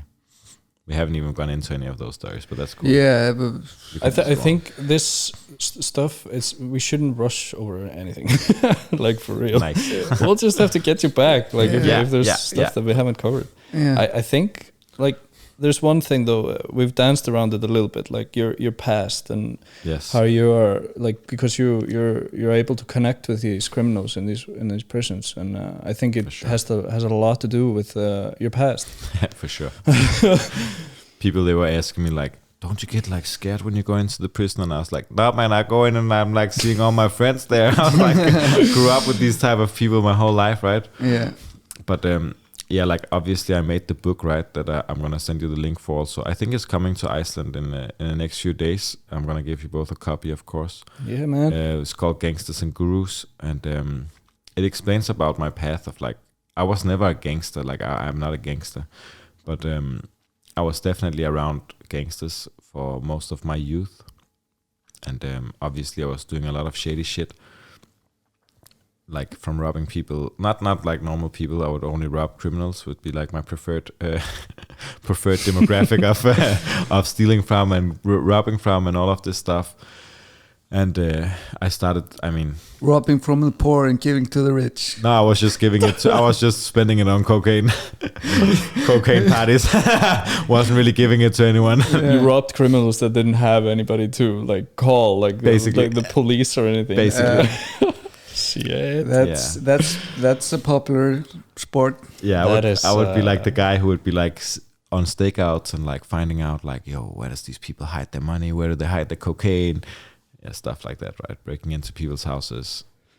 Yeah. Robbing criminals, that's a high risk. That's called a hustle. High risk game. That's a hustle. It's a hustle, man. That's where the word hustle came from. It's like when you get robbed by another criminal. Like one criminal robs another criminal in like whatever way. Robbed or ripped off by another criminal. Mm-hmm. But I got robbed too, obviously. Of course, that's how it is. The game always comes around. So I'm always, like I think anyone who has been in the underworld, like really been into the underworld, also understands that there is always someone more fucked up than you, and there is always someone who is like out to get you. So like if you haven't had blood on your shoes, if you haven't had these kind of experiences where you are like fucked up yourself, then you probably haven't really been in the underworld. And then maybe it's just perfect. You can just do something else, right? Yeah. Well, you can do something else Get regardless, right? You get burnt. But exactly. And I definitely had that experience of like, I mean, I started when I was 12. I started just like the regular stuff, right? Like breaking into normal people's houses, stealing computers, laptops, whatever I could get my hands off, buying weed, doing all of these like small time crimes. And then it just escalated like step by step. And I really thought at one point that I was like, yo, I'm like the big fish in the pond. I'm like the fucking number one OG, right? I was like 20 or something. And then I got robbed. I like lost all my products, lost like almost 1 kilo of cocaine. Totally fucked up, right? And everything was fucked basically for me. Then, I lost my eye, of course. That's something that I should talk about, probably. That's where we were talking about Odin. Odin, right. That's where Odin came from. And the eye patch on the ring. Yeah. So like, I was basically like, I knew at that time I had fucked up. Like I had fucked over so many people, and I was like totally crazy, right? I would always have the pistol on me. I would never really engage in this, again coming back, like I would never really engage in fights. I would always like close them. I would always close them either with bringing someone who had like more to say, or just like putting a pistol in someone's face, or like basically just like being like the most crazy I could be. So I would never really fight with people, but that also meant that people would not come and beat me up, obviously. So when they wanted to take me out, there was something different that had to happen, because they knew it wasn't just gonna be a fist fight or like a small interaction. Yeah. So I lost the right eye. They threw this base in my face, like the opposite of acid, so like the alkaline, like high levels of alkaline, and it like fucked up my whole face. Lost sight on both eyes, couldn't see anything. The whole story of this, like all of these stories, everything is of course in the book in much more details. Like woke up, the first person I saw was a police officer, which wasn't like my favorite character to see at the time that happened. And she basically said to me, this woman, she was not very cool. I hope that someday that this woman, she either reads the story or hear this podcast, because it was really fucked up. Like she came in and I was like lying in the hospital, and she just said to me, she was like, do you really think that like we give a fuck about like what happened, but we just have to be here to take this statement? She said it like that, right? And that like she basically had like the opportunity to like make peace, right? Like give me like a good experience or give me the bad experience. And I was fucked up. But at that specific time, in that moment, I was just like a 20-year-old kid basically lying in a hospital bed who had lost the eye, right? And I still had a future ahead of me, of course. So anyway, it didn't really help my relationship with the police. No. And I came out like from the hospital after four months. I had my first direct like encounter with spirit or with God, you could say. During that whole time, I really wanted to change. Like I really had this deep wish of like, yo, I want to change my life. But I came out, and I mean, I was still around the same people. I was still in the same network. I was still with the same like fucking criminal people that was around me. So the first thing I did was going to snort cocaine and doing all, like that was what we were doing, right? So it was like there wasn't an alternative. I had the wish to change, but I didn't have the actual tools to change. And that police officer certainly didn't give you the tools to change. No, she didn't. She didn't help me in that positive direction, I feel. No. Yeah. But actually, funny enough, there was, because I was then in the police station later, like to see over pictures of who they had done. They only showed me pictures of my childhood friends, so that was quite funny. I was just like sitting like, no, not that guy. No, also not that. No, not that one either. Oh, not that one. I was just like seeing like 100 photos of people I knew. I was like, yeah, no, it's not really any of these guys. Like, no, I don't think they did anything, these guys. But anyway, I was like I was in a strip bar early morning, and it ended up in this like whole crazy scene where like guns were pulled inside the place. And this is like a few weeks later, like after I got out of the hospital. We are standing in this like full, hello, real world. We are standing in this like whole crazy scene. Guns were being pulled. Everyone was like super high intensity. And it was because I had stolen money and drugs from someone. As usual. And this whole thing escalated all of a sudden. Like the police, they come like running down, like 15 police officers, like full fucking gear. And then this one guy, he just looks at me and he's like, come outside right now. And I'm like coming outside with this police officer. They're like frisking me, doing all of this. I didn't have a gun, so nothing happened to me in the case. I was just standing, also as usual, Nicolai style. I was standing without anything, just like, yeah, I'm just chilling out. I don't know anything, man. I don't know anything about anyone. Anyway, he looked at me and he was like, are you fucking insane or what? He was like, you were just at the fucking police station like 2 weeks ago, you just lost your eye, and then I find you in a fucking strip club at like it was like 11 o'clock in the afternoon, right? We hadn't slept for like 2 days or something. Jesus. It was like I find you at like gunpoint in a strip bar, like in fucking in middle of the like afternoon, basically, like. And he just looked at me, and he was really cool, this guy, because he looked at me and he said like, hey, like, you know, there's like so many ways to get help. He really tried to like appeal to that soft side in me and like talk to me, and he was like, you have already gone through like so much pain. You have already gone through all of this stuff. It's like, why are you still doing it? Like, he really wanted to know. Obviously, I was like, I could hardly speak, right? I had been sniffing cocaine for 2 days. So it was more mainly just like, yeah. It was mainly just sounds coming out of my mouth, right? It wasn't really like a full dialogue happening.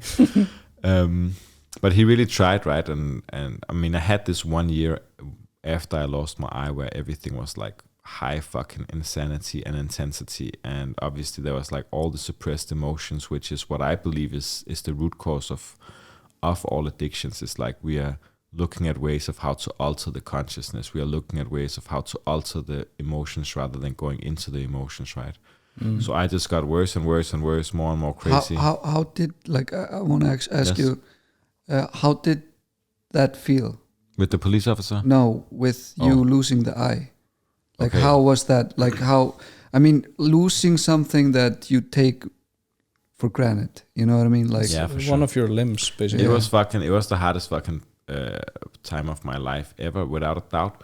But yeah, like, how can I express it? Okay, so like before I lost my eye, right, I was known for being always in designer clothes, always like super fashionable. I was always around these like high, let's call it like jet set environment, models, strippers, prostitutes, like whatever. But like the high, they're not called prostitutes, they're called escorts. But like the more expensive type of crowd, like the ones where all of us were like, we were very specific. We were dressed in a specific way. We were talking in a specific way. We were only hanging out at 5-star hotels. And I was known for being this like pretty boy criminal, but still like crazy, but like the pretty one of everyone, right? So of course, when I lost the eye, it was like fucking up my whole identity, right? As in like my whole fucking identity of like, yo, all of a sudden I had like a glass eye. I hated how it looked, obviously, because it's like, obviously you can see it. And I had all of these thoughts of like, I'm never getting a girlfriend again, and so for sure, like when you lose what you identify as, it is very hard, but it's also funny because it's also the spiritual practice that I'm sure you have talked to other people about, that once the ego dies, there is that opportunity to go deeper in. Again, we're coming into like the levels of reality. There is like going deeper into reality through that pathway, if we choose to see it like that. At that time, I did not see it like that. I just saw it as fucking painful. It was super intense. But seen in hindsight, I could see, yo, this was also what shifted that perspective of like, hey, there is more to life than your designer clothes and the money that you make and the way that you look. There is like all of these deeper levels of life. So yeah, it was intense. It was fucking crazy. It was lonely. It was like everything, right? Because also you see your real friends when you're like in the hospital. All of a sudden, I was there for 4 months, and I think maybe 6 or 7 guys actually came to see me, right, out of these like hundreds of people that I was hanging out with and partying with, and everyone was like my best friend when I had the cocaine bag. Exactly. But then when I was in the hospital, who came, right? And there all was these very few people. friends, you know, So-called friends. so-called friends, people aren't really real. But that's also like again coming back to connection, right? Because people are not connected to themselves, so how could they connect to you? Like, Yeah, exactly. And that's in all like also now I'm like, now I just only have few people around me that I know is connected to me, and I'm connected to them, and then the rest is people that I share and I teach and I share space with and I give love to, but there is no expectations of like anything back in that direction, right? That world is dominated by the ego, basically. Totally. It's kind of hard to be a real person when you're like a slave to your ego, basically. Definitely. And especially with like drugs and stuff like that, right? It's like funny because I always said to people, like when I came into the meetings and stuff like that, it was like I came from this environment where everyone was talking but nobody was listening, and then all of a sudden I stepped into a place where like one person is talking and everyone is listening, and that's like a whole other obviously like experience, right? Because all of a sudden you have actual conversations where people care about what both people are saying. Is not just like a one or like 10 people who are just talking in the mouth of each other of blah blah blah blah blah, just listening to themselves to themselves basically. I get these flashbacks of this cocaine parties in the basement where everybody's rapping on like into each other. Like everybody's rapping, but completely numb. Yeah, it's just chaos. You know what I mean? It's just like a loud noises all over the place. Everybody's saying something awesome, like, did you hear that? But like nobody's listening. Everybody's numb. Yeah, it's crazy. Yeah. Do you think that like that shift of thinking started like after that attack, or like I had some experiences before that with like death, people dying. All of that is also in the book, of course. But like, were you like considering like maybe this isn't the right way? Or? Yeah, where I considered both it isn't the right way, but also where I started asking like, what happens when you die? Like, what is the soul? Where does the soul go? Is there a soul? Is there a God? How the fuck do people know that there is a paradise? Where is paradise? Why am I not happy here? Like all of these questions, right? And that was, I think, like the beginning of my like this bipolar, or whatever we could call it, ADHD bipolar diagnosis started with those questions, because I asked them already at 8-9 years old when I lost my best friend in that time. And nobody had the answer for it that was around me. They were all like, no, just trust, like he's in a better place. And I was like, how do you know he's in a better place? Like, how do you know it? Exactly. And they didn't know it. Exactly. And they didn't know it, right? Of course. They didn't give like a satisfying answer. So I had that whole awakening process, then going through that whole big experience of pain, like really, like my criminal career escalated at that time. I was like, made more money than I had ever made in my life, more violent, more brutal, more crazy, like in that whole year. And then all of a sudden I just hit this wall where we had like made lots of money, everything was pretty dope, everything was pretty good. And then I just sat with this big fucking question mark of like, what is the point of this? Like, what the fuck is the point of this? And all the guys started feeling like shit, of course, because everyone was like in their illusion of like, yo, we're like super happy, bro. Like we have cocaine, we have girls, we had like everything set up, nice flats, and all these things. All of these things, right, that should supposedly give us the success, right, and happiness. Yeah. And I was just fucking depressed. I was just like, what's the point? I was like, I don't feel happy. And I just kept on saying it. I was like, I don't feel happy.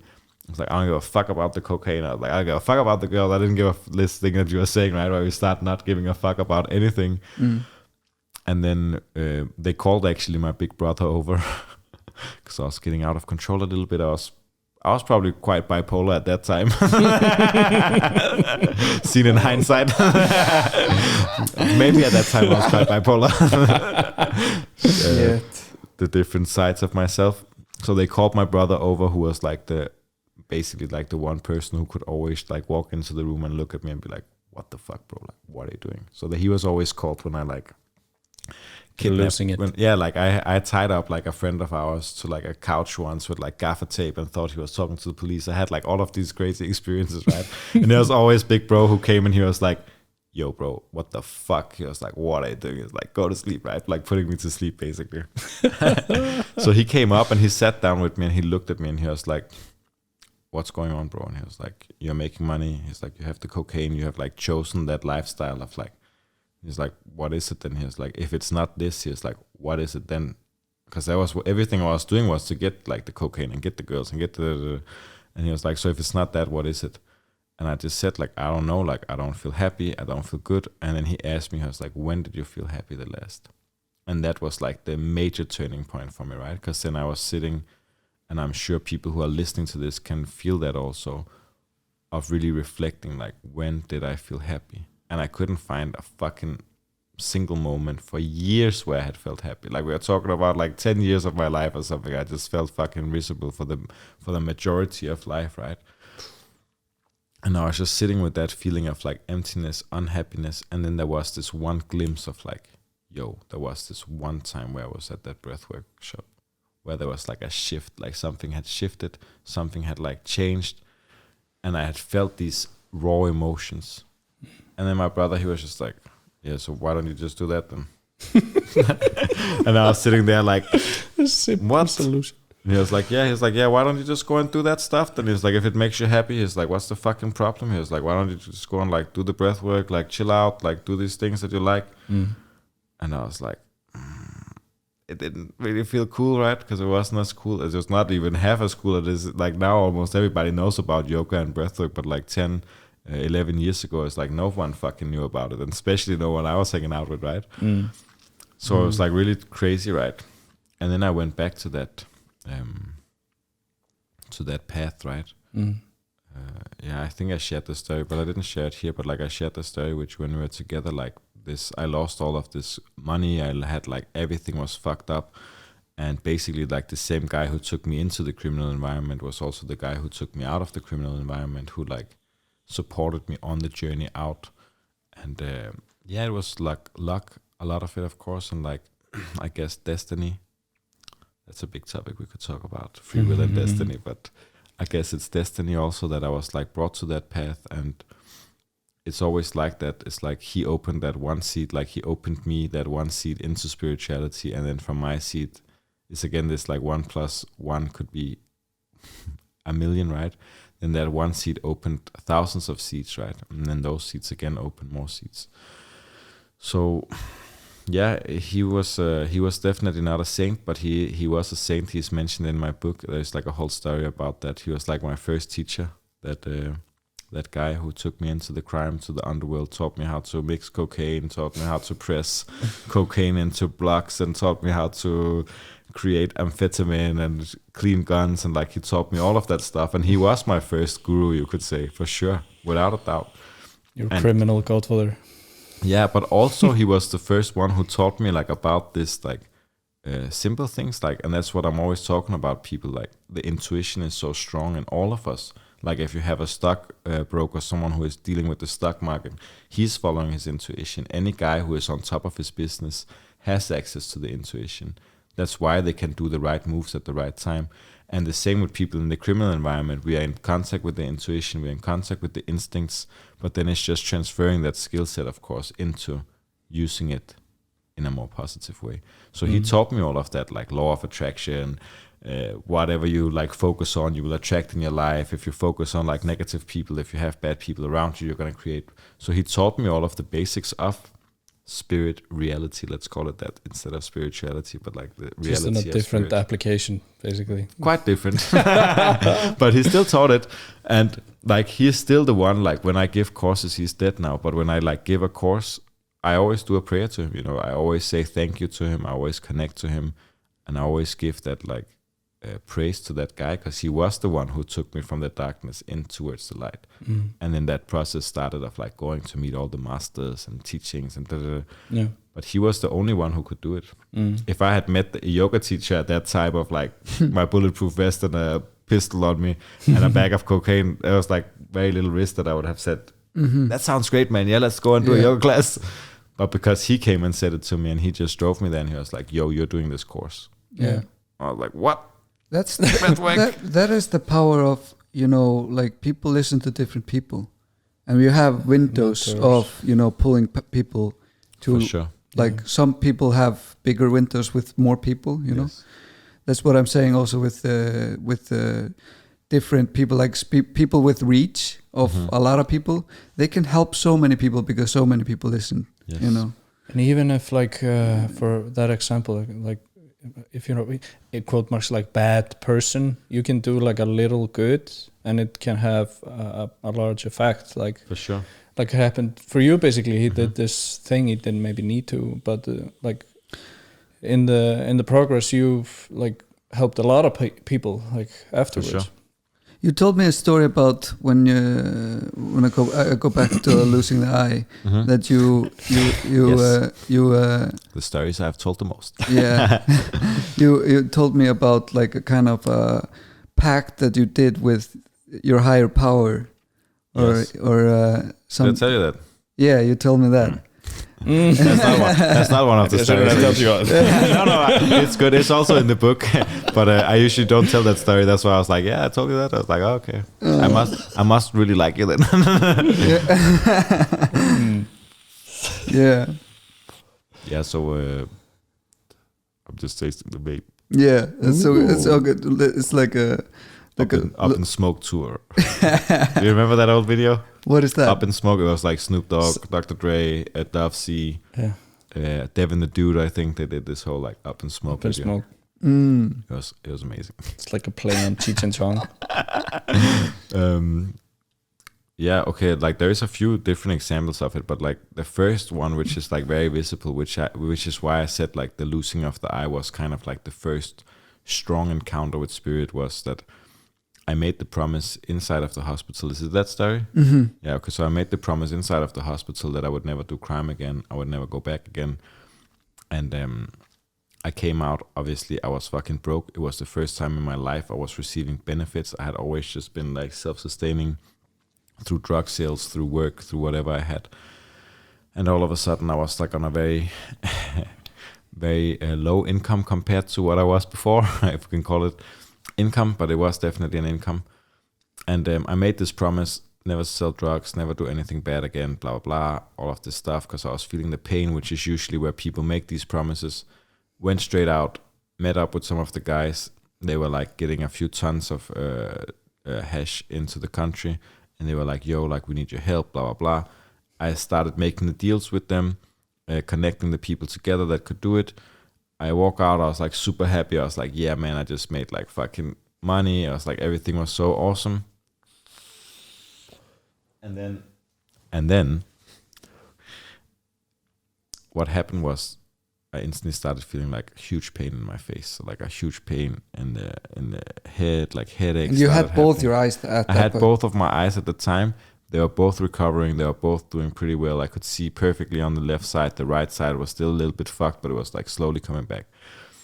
And walking down the street, walking to my parents' house, I was staying with them at the time. I was like mainly in the hospital, and then staying like some days with them, back to the hospital, in and out like that. And I felt this liquid started like running out. I just thought like, okay, whatever, like the tears are like running down. It was like just like wiping them off the face. And then I was just like going into the house. I was in so much pain, took some painkillers, went down, like just fell asleep. And then I like woke up, and like the pain was like unfucking bearable. Like it was the most crazy pain I had felt at that time. Later I started making scarifications on myself without stuff. So that was also crazy pain. But at that time, I was definitely like the most intense pain I had. I got up, and then I like looked into the mirror, and I just saw like, if you imagine the eye as like a football, right? Like as a round football, then it was like half of the air was out of that football, and it was just like half the eye was just there in the face. Holy and you could shit. like see into the head, right? And I just saw it. I like passed out basically, and like dad came in, poor dad, right? Had to deal with all of that shit. But I guess that's what they say, the children is the biggest teachers. So he he definitely learned some lessons with me. Took me to the hospital, came to the hospital, and then that was basically when they found out like the eye couldn't really survive. They tried to like stitch this artificial skin on the eye, tried to make it recover, and it was going pretty well, but then it just kept on getting worse and worse, was in more and more pain. And then at the end, we ended up taking it out, right? Like amputating the eye, basically, like cutting the eye out. And that was when I really felt this power of like, yo, fuck, I made a promise to a higher power. I do believe in God. I don't believe as God as being this dude up in the sky, but I do believe there is a higher power greater than myself.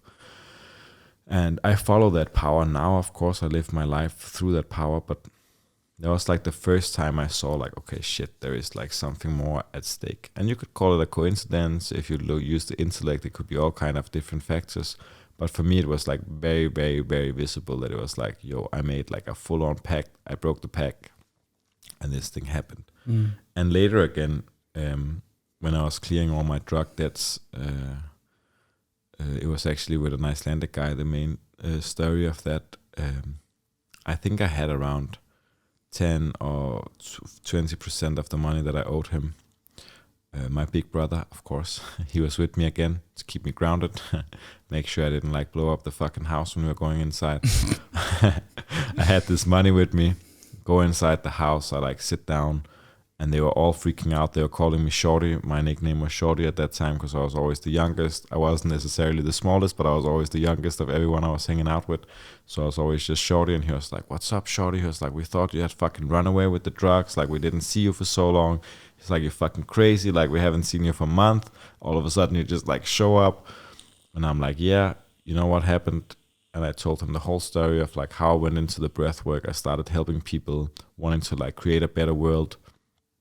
I started sharing this vision that I'm still building and walking on 10 years later, of like wanting to create a society that is living in more peace and more health with less stress, less violence, right? So I shared this whole story with him. I said to him, like, yo, like, I'm on this path now, and this is what I want to do, and I have this amount of money, and I don't really have anything else. Like, I wasn't making any money at the time. I was just teaching most of the stuff for free. I was working with people who were like heavily involved in drug use, giving talks, giving lectures, and you could feel the tension just like building up inside the room, right?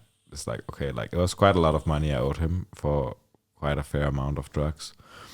And I could see his two guys behind him. They were like, okay, they were like, what is going to happen? Like, are we going to like fucking like fuck these guys up? It's like nobody really knew like what was happening, right? And my brother, he was like sitting next to me. I think I can share that, else he's gonna just be angry with me, my brother. But he was like sitting with like a axe and like another knife, right? So he had like the two things ready. So like we had like the close combat weapons ready already. So it was just like this super intense feeling. And then this guy, he's just like looking at me, and he was like, I never heard anything like that. And he was just like sitting there, and he was like, you could feel like this energy was like in the room, right? This like weird, like, okay, are we like is everything gonna escalate? What is happening? Like nobody really knew. And he was just sitting there, and then he like said like, yeah, man, this is fucking beautiful. And he was like, it's so amazing, like this stuff that you want to do. And he was like, I wish I had fucking met someone at like a younger age, right, who would have had this experience, who could have talked to me and showed me like a different path. And I was like sitting, yeah, I get goosebumps again. That's how it is when we talk about higher power. If you know the higher power, you'll feel it. But it was like this thing of like, whoa, I just owned up to it, like 100% owned up to like, I'm following God, I'm following this wish, and I'm following this mission. And then he basically just said like, I'm going to just let it slide. It's like, you give me this money, and then you just fuck off, basically. And like we got up, me and my brother, said thank you to him, left the house. My brother, he was like looking at me, he was like, yo, like what the fuck just happened? He was like, did he just like cancel out like some like 20,000 euros or something? He was like, did he just let you like slip with that? And I was like, yeah, bro. I was like, I don't fucking know. I was like, I just made a prayer, you know, I'm praying, and I'm like, I am walking this path. And when I saw that miracle, because I feel like that is the miracle. Is it the Book of Miracles you have over there? The blue one? Could Maybe. be. I think so. Could But anyway, so like I see that as the real miracles in life, like when we choose to follow this higher guidance. And I saw it in that like such a like vivid way of like, okay, this is like something anybody who is in the underworld know that this is not something that would, well, not even in the underworld, the bank wouldn't fucking do it for you, right? No, certainly not. No, certainly not the bank. They're like, just put extra. Yeah. So I was like seeing this thing, and that was like for me like the main stepping stone where I was like, okay, yo, like I'm gonna pick this path. And it has been a fucking intense path. It's not just like people, they sometimes think that it was just like it sounds so easy. Yeah, like that's the thing, right? So it's like people, they think like it was like all lentil soups and just like, yeah, like I'm just like eating my lentils Turmeric. here and turmeric lattes, and but it was like, yo, I was fucking crawling on my fucking knees, like bleeding and suffering, and I lost everything that I had. I lost girlfriends and flats and jobs and everything, right? I invested into this path, and then it's like, now 10 years later, like I'm still fucking every day doing my practices. I'm still every day like out there doing what I need to do, the best of my capabilities, and it's not easy. It's not this like fancy, like it is easy in the sense that it's like, for me, it's easy because I understand why I'm doing it. Like I have the why. Why am I doing this? Because I know I am the one who has to do it. And then people are supporting me in that mission, which makes it even more and more clear, right? I meet you guys, I meet Bergsten, I meet all of these different people who are just like, yo, let's do it, let's do it, let's do it. But I know I have to do it. I also know I can't do it alone, right? But in the times where it is really hard, that's when you really have to sit down and then like connect, why am I doing this? Okay, it is my life purpose to do it. So then it gets easier. Where if I did it just for the money, then I would have given up years ago, right? And if I did it just for fame, I would have given up years ago because I was not famous at any point, right? So I might be famous in the underworld.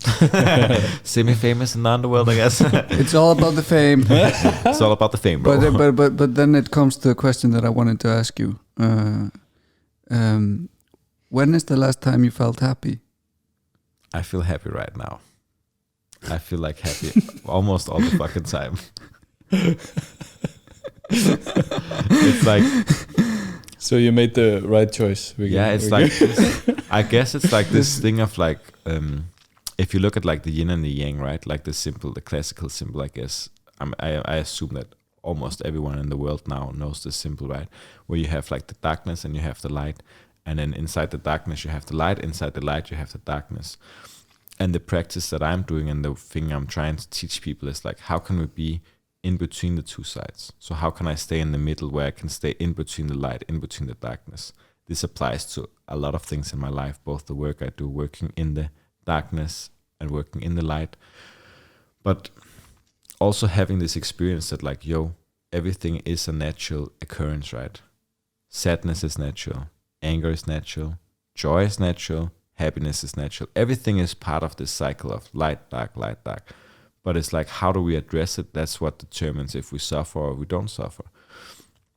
So learning that and seeing like is something I talk to a lot of people about, this thing of like something bad happens and then they say, it's a curse, I was cursed. Oh my God, poor me, why did this happen? Or something good happened and they're like, yeah, I'm so blessed. I'm like so lucky, I'm so blessed.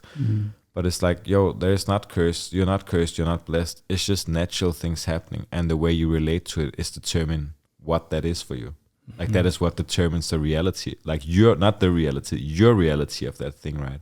So for me, it's just all about being as much in the middle as possible. And when the uncomfortable feeling comes, because of course they come, to still just be like, okay, everything is good, everything is fine. This is just normal. This is just life. And not get caught up in this like super heavy emotions.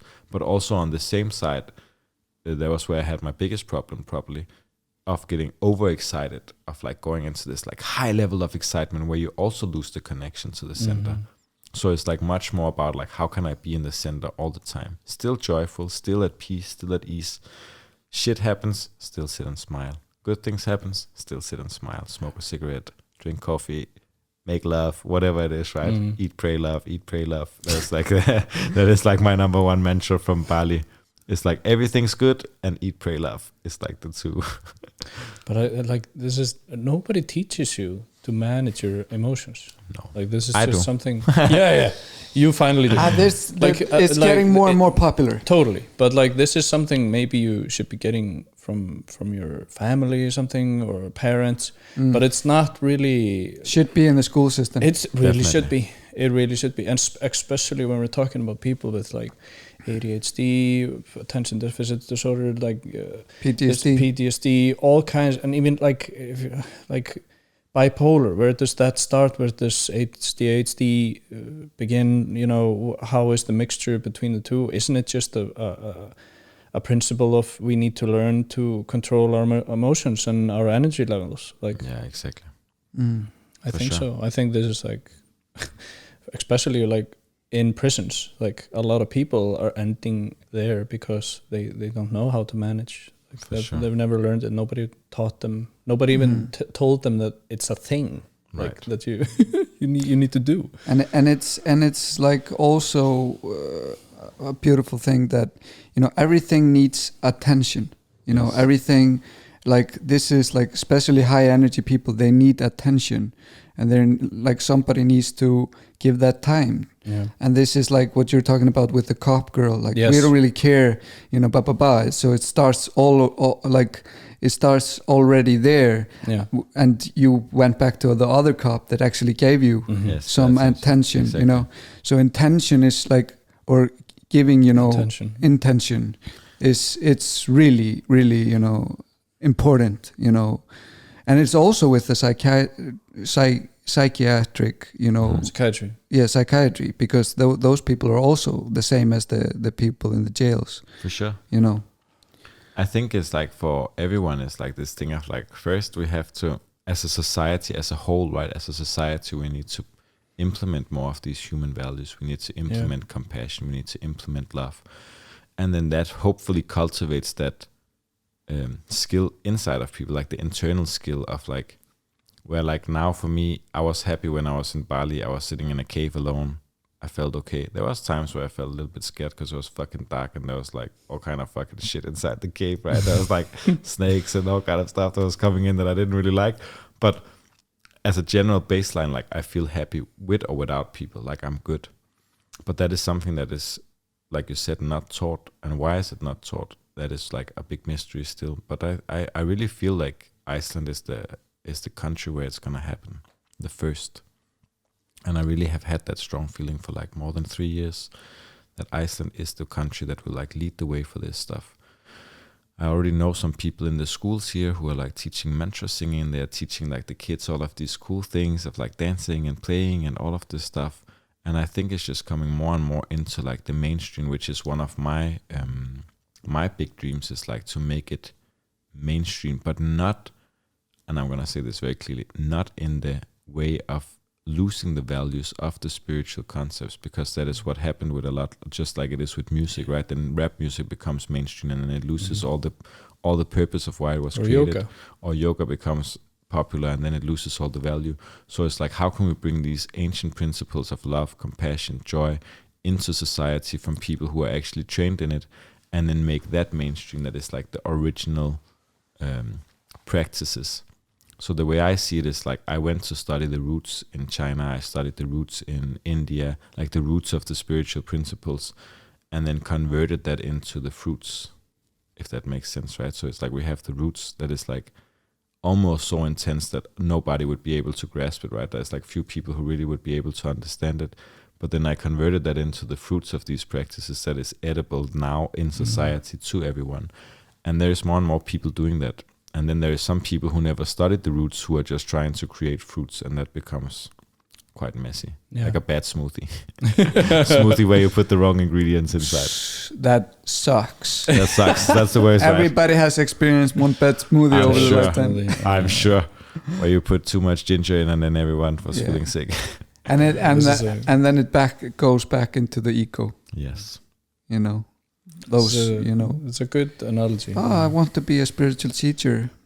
So that's the problem, right? Is that we were talking about it before, like this thing of like, all of a sudden it became like trendy to like be a spiritual teacher, but it was like, originally the yogis, the witches, they were the fucking outcasts. They were the one that was like living on the edge of society. And it is cool that it's not like that anymore, but it's just seeing like, the yogi is not the one who is like in her thong on the beach, right? Like that's not the yogi. That's the fitness model. It's still cool. I enjoy watching pictures of girls in bikinis and stuff like that.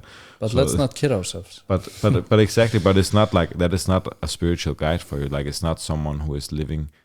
Maybe it is, but most likely it's not someone who is living in the spirit reality, like the reality of the existence of spirit.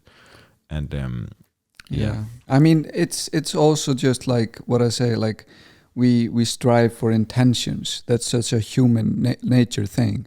So like getting popular or, like getting the fame or something like that. And you look at, those teachers and they're getting so much attention. So it's like, I want to get all that people to watch me, but I really don't want to do the work. Right. That, like So I just pretend, or or I think I'm not, like I already think I read 2 books or something about yoga and meditation. Now I know it. Yeah, you're an expert. So yeah, that's I'm why expert. when people they meet me, they're always like, "What type of yoga do you teach?" And I'm always just like, "Yeah, like I don't really know. Like I don't know so much about yoga. It's like I don't even want to talk about it, right? Because I could go into I could do a whole podcast just on the different paths of yoga, right? And it's like." Yeah, like you say, there's like a lot of experts, but the main guy, so the main teacher that I have, right? So the main person that I study under, he is living in a jungle in Bali. He's not present. Well, he is very present when you're with him, but he's not like, he doesn't have like an online presence or anything like that. Mhm. And when I was there, like I was learning from him, and the first thing I thought was like, yo, I want to bring fucking everybody I know to this guy, right? Like I want to bring like a whole fucking army of people from Iceland, from Denmark, from UK, from Switzerland. And I was like sitting down and I was like sharing this with him, and I was like, hey man, we could have like 100 people coming down, like doing retreats, doing this thing. And he just looked at me. He's also smoking and drinking coffee. I think it's something with some of the type of masters that I find. I also smoke and drink coffee. So Yeah. And it's like, he just sat there and he was like sipping his coffee, and then he looked at me and he like took one puff of his cigarette and he was like, no. It's like, I don't want everybody to come down to me. It's like, I feel so happy here. It's like, I'm feeling like so good. He was like, I'm like here in the jungle. He's like, I have access to all of these things. He's like, I don't want people to like come down and hang out with me. He's like, no. He's like, I'm going to teach you. And he's like, and then you teach them. You can do that. Basically. And then Your plan sounds terrible. You're going to go, basically, right? He was like, you should go and teach all of these people. And he was like, then you just stay connected to me. He was like, it's like we create like another chess, like a chessboard. And then you become the king there. And then you just connect to me, but I don't want to be in the chessboard. He was like, I want to be like away from the chessboard. And I was like, oh, okay. And I was like, so I can't bring anyone. And he was like, no, not really. He was like, no, not really. He didn't really want to meet anyone, right? Please don't.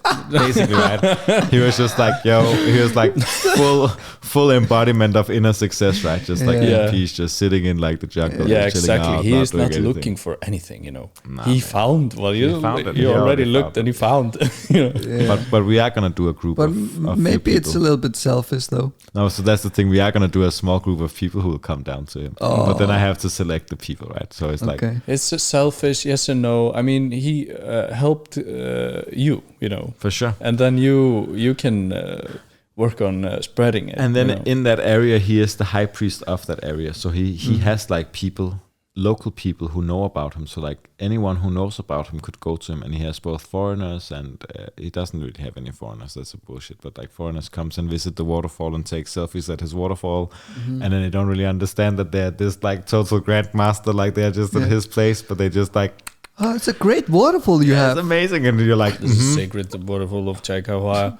You completely disrupted the energy flow here. And so basically, like he has an underground cave that we sat inside and meditated in, where he like dug through the mountain. So he had a vision that there was a cave there. He dug through the mountain, and then you go like 2 meters or something. Like you go like through this like small underground, like not underground, but like under the, well, it is underground because it's like under the mountain. You like crawl through this place, and then you come in, and there is this river running inside of the mountain, right? So you had a vision that there was water inside the mountain where the spirits would go, not to get like too esoteric, but like where the spirits, the ghosts, everything would go inside of there and do the prayers. And we like went in there. He showed it to me only after like a month or something. He said like, we should go to the cave. And I was like, what? It's like, because he had another cave that I was living in, right? Which was like just like also a spirit cave, but like no water or anything. And then we went up to this place, and I was like, yo, what the fuck? Like, okay, you have like a freaking underground river, cave, something. And he was like, yeah, this is like where we take people to like refresh like the energy, basically, like reborn the energy. And I can feel energy, of course, I can sense it, but also I'm so used to it that I don't have these like crazy experiences where I'll start shaking and stuff. So anyway, I was really interested. I always have my intellect, like I'm sure most people have, of like, is it really true? Is it really great? Like, is it really happening? So I brought this couple from Germany that I met, take them inside the cave, and then this girl, she walks into the cave, and then she just starts, like, I have seen it with breathwork, like people start shaking, and they like start like cramping up, they start having this like goosebumps all over the body. And then the science says that it's hyperventilation, but I'm not quite agreeing to that. And then anyway, she's like goes into the cave, she just stands there, the whole body just has like goosebumps all over the body. We start this process of like rebirth like not like a rebirth of the personality, but like rebirth of the energy system. And then she just starts screaming, she starts crying. It's like goes through this whole process. And I mean, the only thing that is like happening is you stand inside the cave, you lie down in the water, you stand up, you do a prayer, you lie down, you stand up, you lie down, and then that's it, right? So there's like nothing happening, like there's like nothing pressure points and nothing activated. This girl, she comes out, like the whole face is changed, everything is like just like totally awake. And so I saw all of that stuff. But this is just like one small story, but I saw all of these things there, right, with this master, and I was like, okay, like there's like, even after 10 years of studying for myself, there is still so much that I have no idea about. It's like, I know I live in a different reality than the muggles, we could call them, or like the Matrix people, right? I already know like I'm in a different reality than them.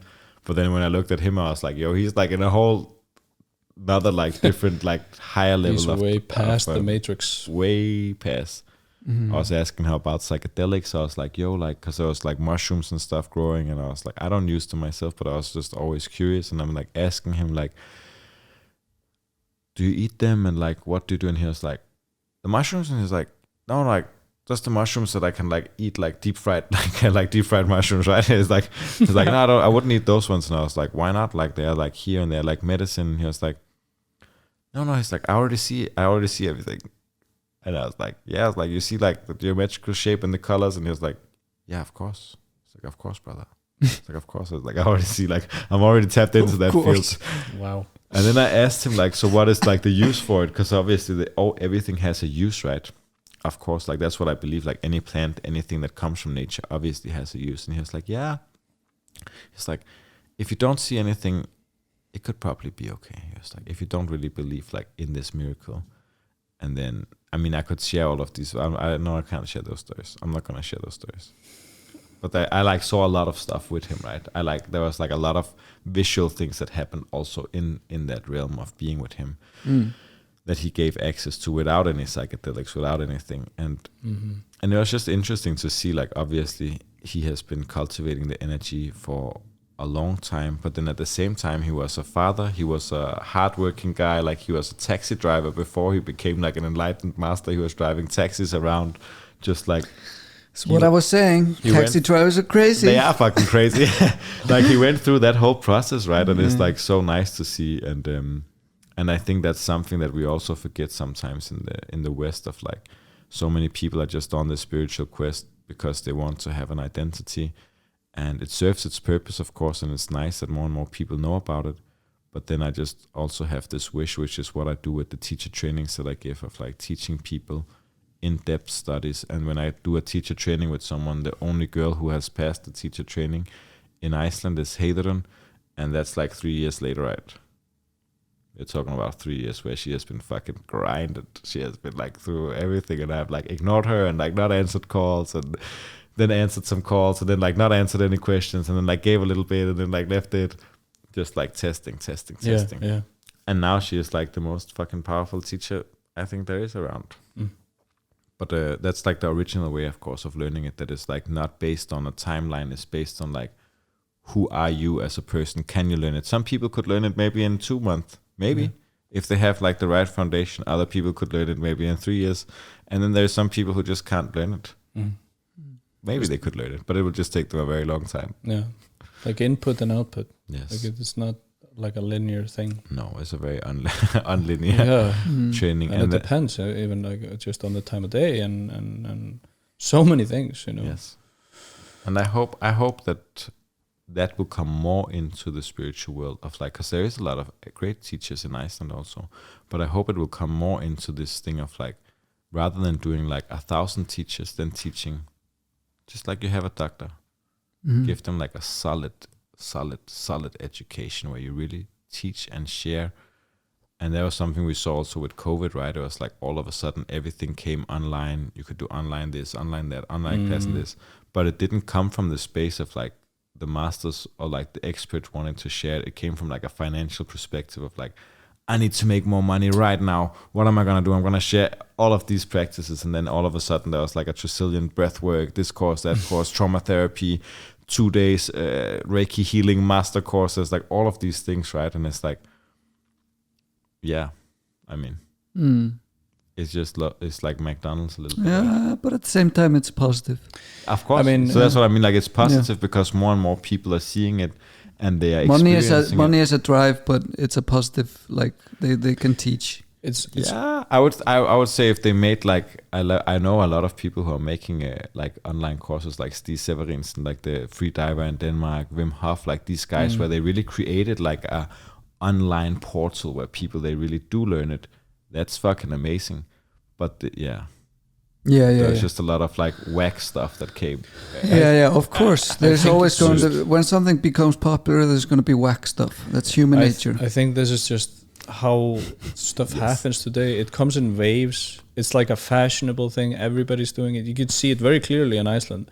Like a fashion wave comes in, everybody's doing CrossFit, but then that thing settles down. But in the aftermath, we have like world champions. You know? Do have some crazy fucking CrossFit, serious CrossFit people. Like, but MMA the same. With the same.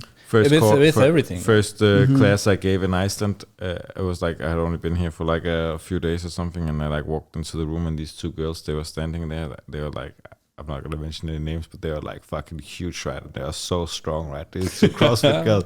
I just remember I like walked in and I was like, whoa, I was like this is like the Shield maidens, right? I was like, whoa, all right. Valkyries. I was like, is that how Icelandic people are? It's like, holy shit. Yes. Thoroughbred super That's athletes. how it is. That's how it is all the just time. breathing hot air, just all the time. Not so bad. nice. Yeah, but I think so. I really think that this sort of stuff just comes in waves, and what like the people that persist, those are the people that are like for real. For sure. Any last words? Last words from the master.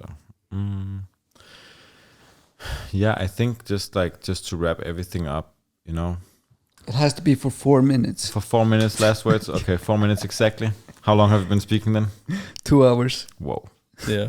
So, last words. Reconnect to yourself. Realign yourself with spirit. Follow the guidance that is within yourself. And if you want to be a spiritual master, a seeker, then do the proper search. If you're in prison, if you're dealing with any problems, get in contact. You're not alone. We are lots and lots and lots of people around who are all doing the work, who are happy to connect. So just get in touch.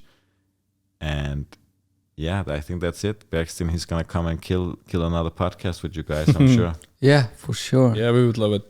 Yeah, totally. And like I think it has to be said, like we would love to have you again. I think there's we can just continue. We should do like a live podcast station where we just sit at nighttime and talk. Yeah. We could. I mean, but man, there's a bunch of stuff. I still have questions. There's a bunch of stuff we can still go. Yes.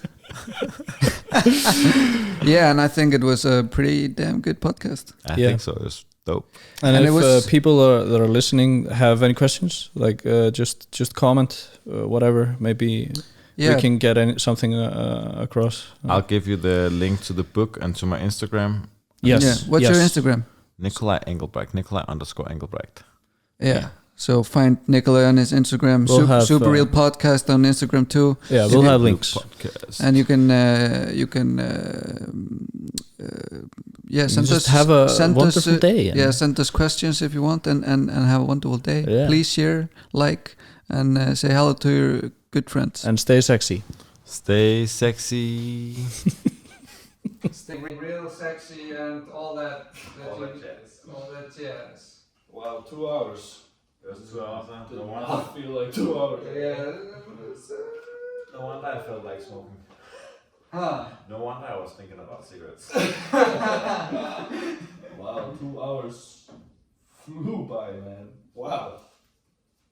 I feel like this was 2 hours.